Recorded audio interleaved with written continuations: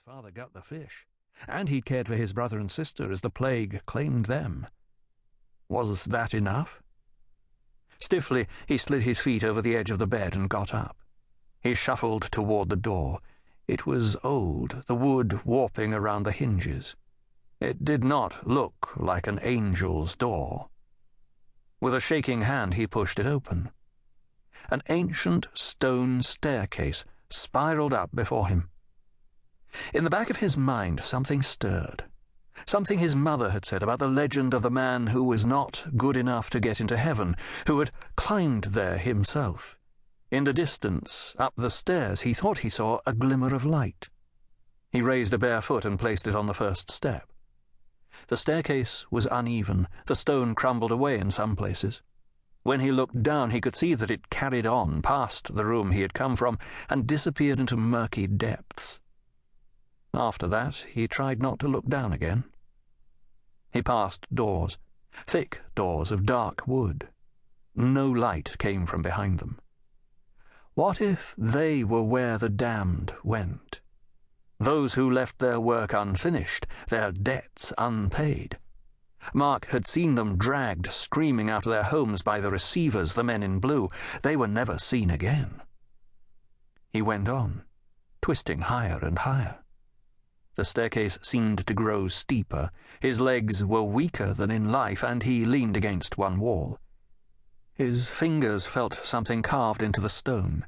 It was too dark to see what was there, so he traced it with his fingertips. 6 shapes in a circle. Pointed shapes. Stars.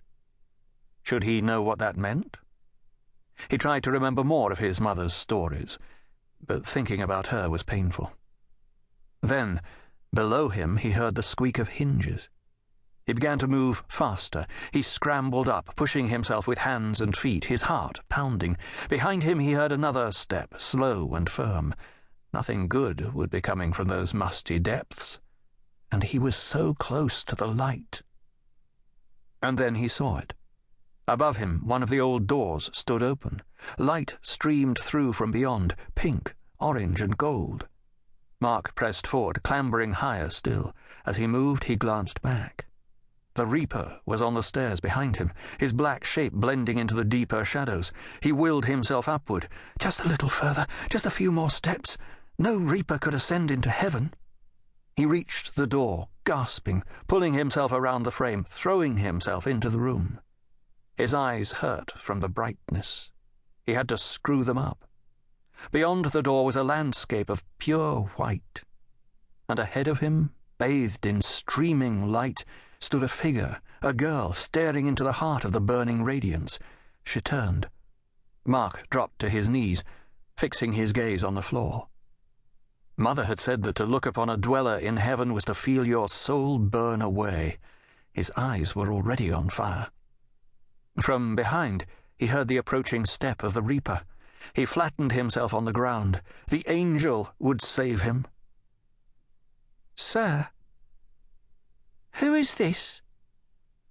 The voice wasn't that of an angel. It was wary, guarded, and unmistakably young. It reminded Mark of his sister. "His name is Mark." Another voice, male, older and soft. Mark felt his breath catch. The Reaper was behind him now. He heard the rustle of its coat as it bent over him. "He belongs to me now." "Is he ill?" "Not any longer. Isolation from further infection was the only way to achieve a full recovery. Certainly seems more lively now, although I don't see the reason for all this panic." Confused, Mark opened his eyes a crack, turning his head slightly. The angel stood before the Reaper. He tall, in black robes, and with a ghastly pale face. She in white, apart from the darkness of her face, hair, and hands. He tried to raise himself, but the angel turned her head his way. He looked at her imploringly.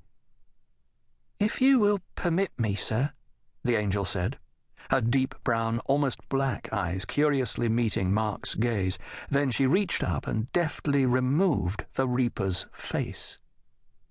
For a moment Mark felt dizzy, his head spun, and then he came back to life.